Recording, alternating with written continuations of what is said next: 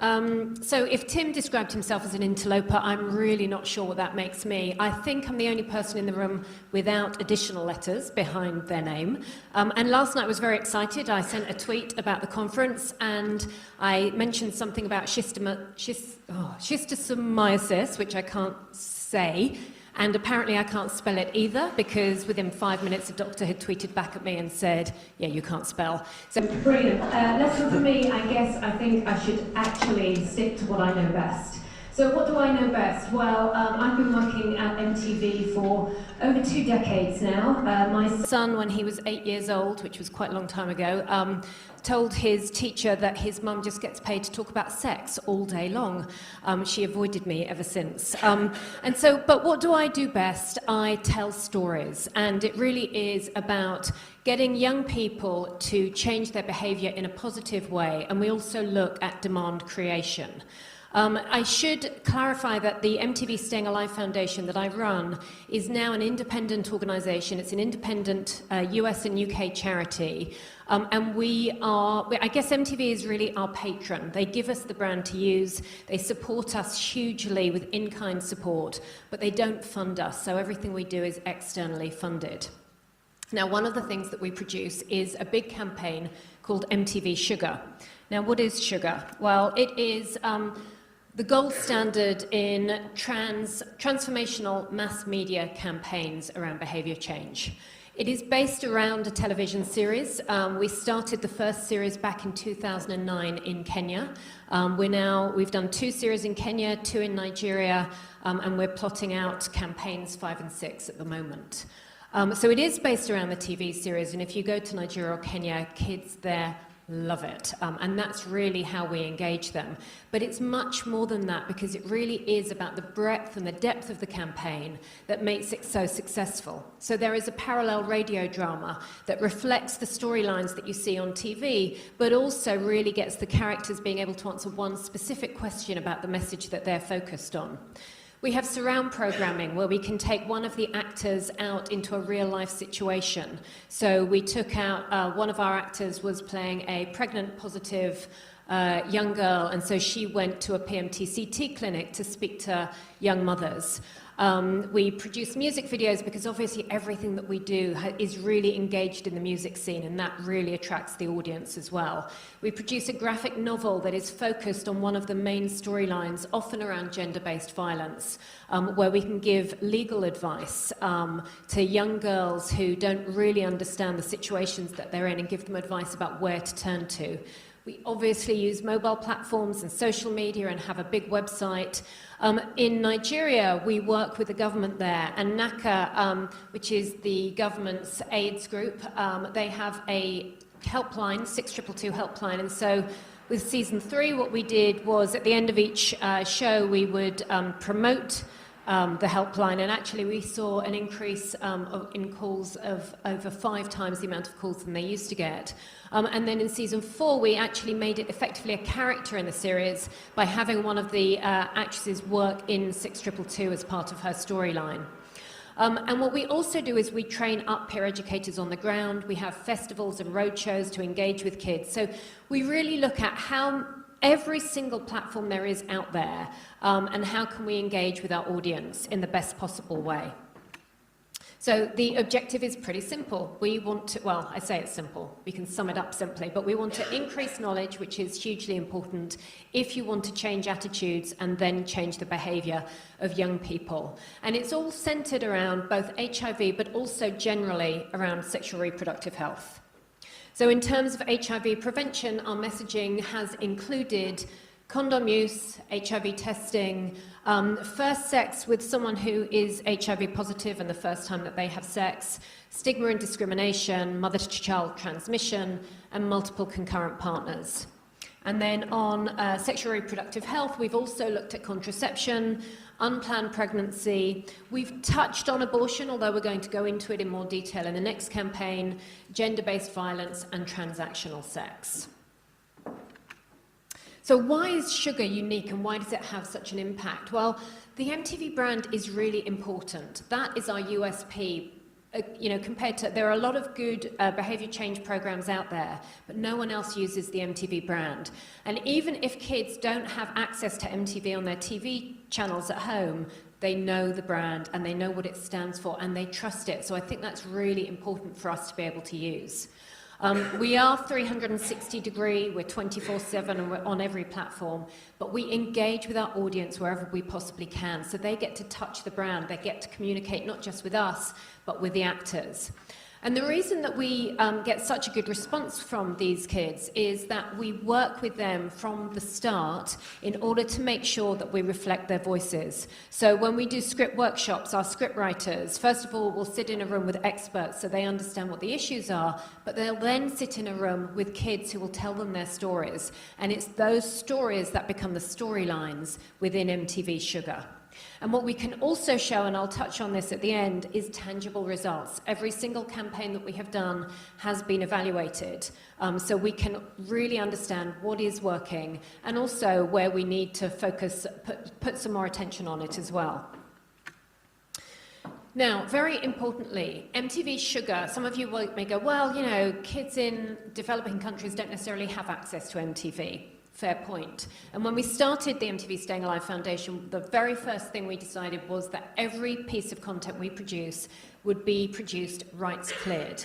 Now, this means that we can give it away free to anyone or any university or youth group or TV broadcaster. So we reach, beyond MTV, 162 channels around the world.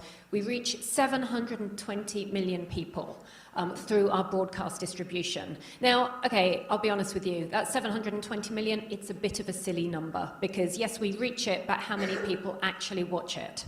The watching is very important.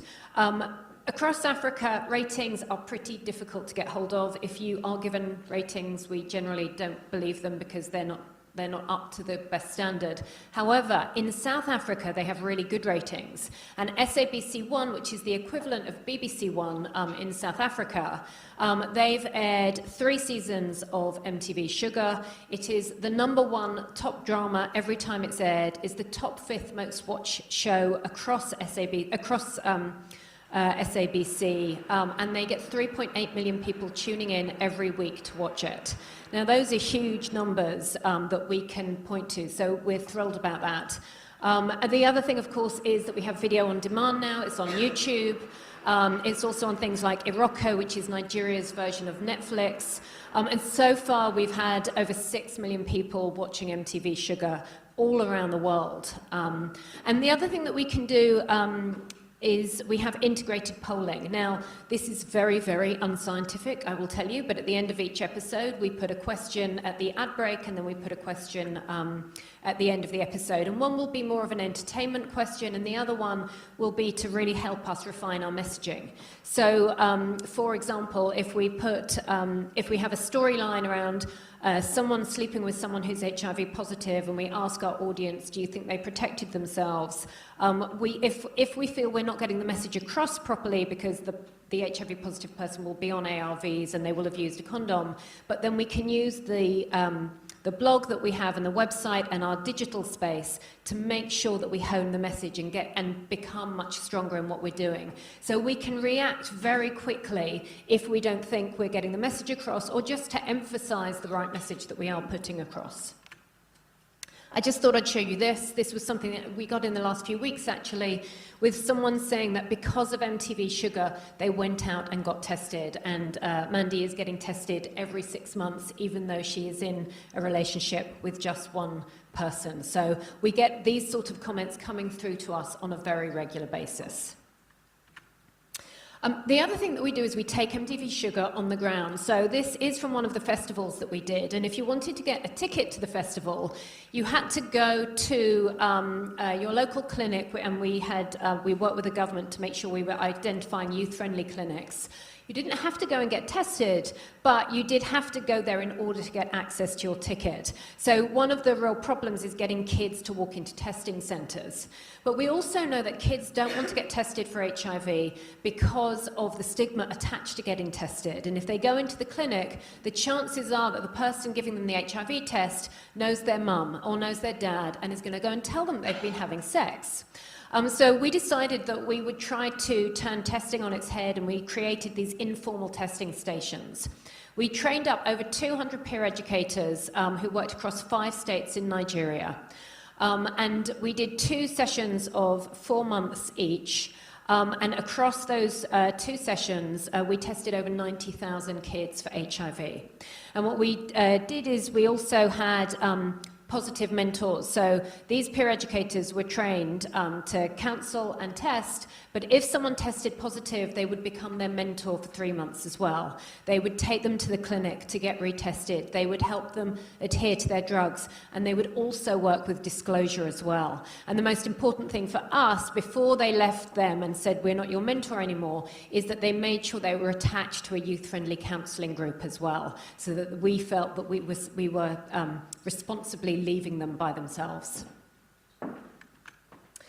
As I mentioned right at the start, we are funded externally. We're not funded through MTV. So these are our partners on the last campaigns. We work with PEPFAR, the Bill and Melinda Gates Foundation, Elton John AIDS Foundation funded the peer education testing project that we did, and then also with the Nigerian government as well. So it's an interesting group to work with, and they all have their own priority messaging, but we work pretty well together, and we've worked with them all for a good few years now. Now, you may not think this is important, but actually winning awards is really important to us. We did just win another one last week, and we had a little celebration. But the reason that it's important means that our audience is loving what we do. The Africa Magic Viewers' Choice Award that we won for Best TV Series was voted by young people. That means that they're watching it, and if they're watching it, then they are talking about it. Lupita Nyong'o, I don't know if any of you recognize her. She won an Oscar for her part in 12 Years a Slave. Her very first acting role was in MTV Shuga in Series 1, and then she directed some of Series 2.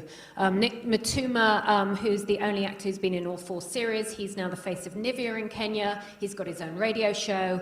And Emmanuel Ikubezi is Mr. Nigeria and came second in Mr. World, which I thought was quite funny, but actually has huge relevance, and he gets huge respectability for being Mr. World, or runner-up in Mr. World.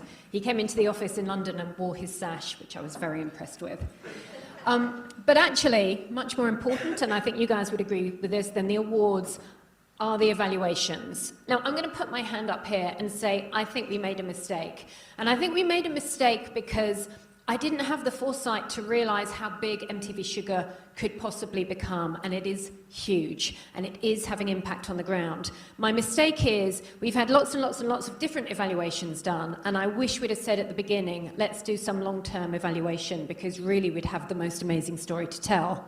But we've had Johns Hopkins evaluate us, Pop Council, UNICEF. I'm going to talk to you specifically about the World Bank study and the Cape Town polling as well, just to give you an idea of the sort of impact. And I can tell you on everything, what we see is an increase in knowledge, which is really good, and changing attitudes. But also, every single study shows that young people go and get tested because of MTV Shuga.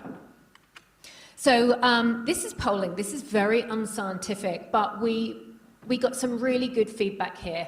We went to Cape Town at the end of last year because our ambition is that we're going to launch MTV Shuga in South Africa next. So we talked to over 1,000 kids across the Western Cape. We worked with both in-school and out-of-school kids, and in both the townships and also the rural areas. And we polled them. We had 100 questions as they watched all 6 episodes of MTV Shuga. And season 4 is set in Nigeria, although we have one South African character. But this is not necessarily identifying with their own stories. Now, the first for us as TV producers, we asked them at episode 2, 4, and 6, what do you think about MTV Shuga? Are you enjoying it? Episode 2, they said 63%, which, by the way, is great ratings for a TV show. And by the end of episode 6, at the end of the series, they said 91% enjoyed it a lot. And that's fantastic, because it means that not only were they enjoying it, but they wanted to watch it the whole way through. Having watched MTV Shuga, 85% felt confident to discuss sexual health with their friends because of watching it.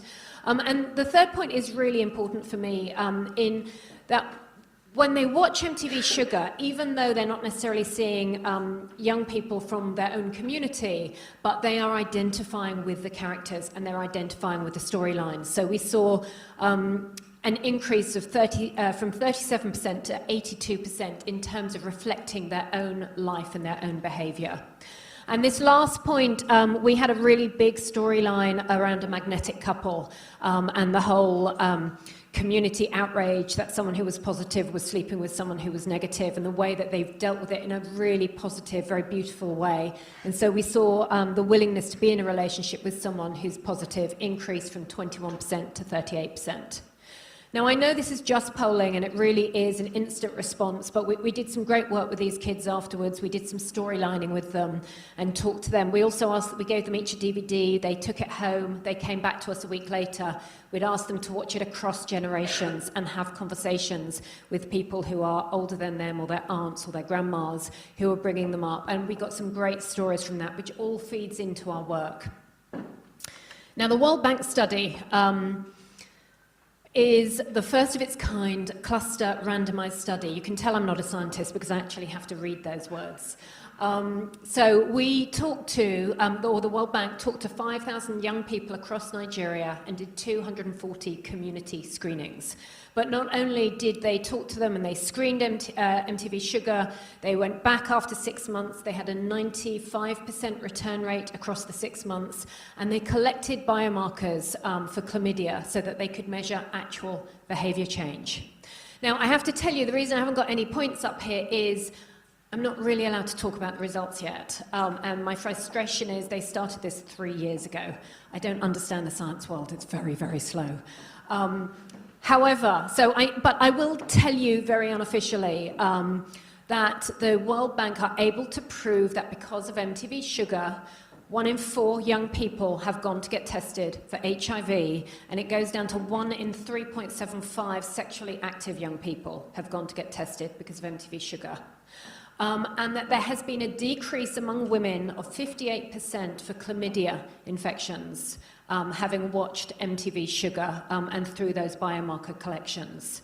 The increase in knowledge in terms of the specific messages that we had was obviously sky high immediately after watching, but continued to be so 6 months later.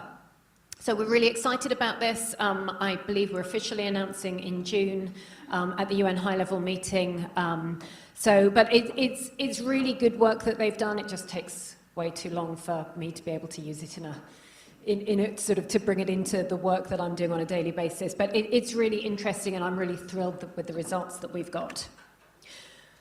So what next for us? Well, you know, HIV, despite what a lot of people do talk about in the AIDS world, HIV hasn't gone away, and it's not going to be over by 2030, which seems to be like the cool thing to say these days. I totally disagree with it. It is the leading cause of death for adolescents in Africa. We have not done, the HIV community, we have not done enough. And the only age group where death rates are increasing are amongst 10 to 19-year-olds. They are the most vulnerable, and they are the most forgotten age segment. And then I've also put this down in terms of pregnancies. 60% of pregnancies are unplanned in South Africa, and 70% of abortions in South Africa are unsafe and illegal, despite the fact that abortion is legal. So as we go forward, we're looking at increasing the work, the messaging that we do beyond HIV to family planning as well. So we do need to age down. When I watched the last series, I realised a lot of the characters that we'd had who'd sort of stayed with us the whole time were just getting a little bit old. It does happen to us all, I'm afraid. But we are going to set the next series firmly in a high school. And we were in a high school, but we also had kids working in nightclubs and stuff. So we're just going to be in a high school. We really want to scale up and out, so really making sure that our transmedia message is out there on every single platform. We want to continue the work that we're doing in Nigeria, because that is really important. We have a huge brand there. We know that we're having impact there. But it's time for us also also I hope that we're going to move to South Africa, because there's some really exciting opportunities in South Africa, and we can address some topics that we haven't been able to in Nigeria. We can't talk about abortion because it's illegal there. We plan to have a gay character because it is not illegal to be gay in South Africa. And we also hope that we're going to be talking about PrEP, pre-exposure prophylactics. And because that is going to be accessible in South Africa, where it isn't across most of the rest of the continent and, quite frankly, the rest of the world. So the first thing I'm going to show you is from Series 3, where two of the characters, Sophie and Akene, went for an HIV test. They were straffing, as they say. So straffing is they're having sex together, but they're not with each other. And they realised that for various reasons, they needed to get tested.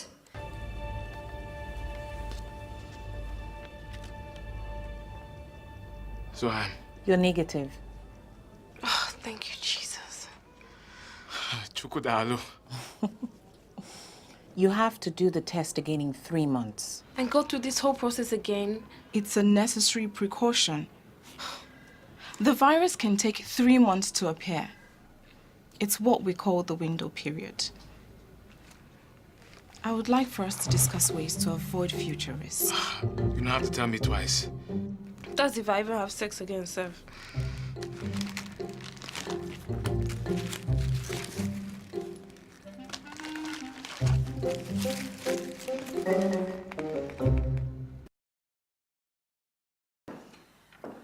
And the other clip I am going to show you is from the last series. Mary and Bongi are two 16-year-olds. Bongi's actually our South African character, and she's going to come with us as we look at the new campaigns.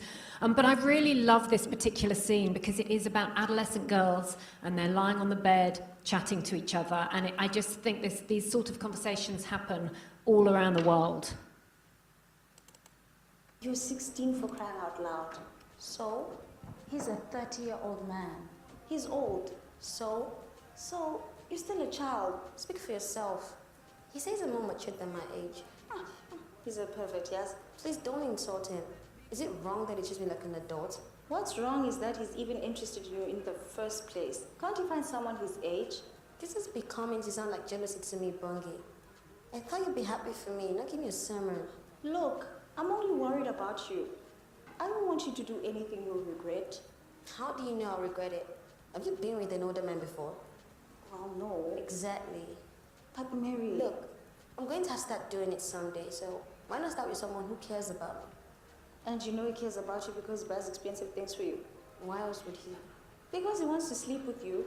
It's all good then. Since we both want the same thing. Yeah. Okay, if you have to do this, then at least know about it a bit more. How? Let's go to the family planning clinic. We can talk to one of the nurses there. Okay, but only because you insist. I know a lot of our friends have done it without going anywhere first. But really... Mary? Yes, Mom. Come and grind some pepper for me. Yes, Mom. Are those the clothes that he bought for you? Yes, Mom.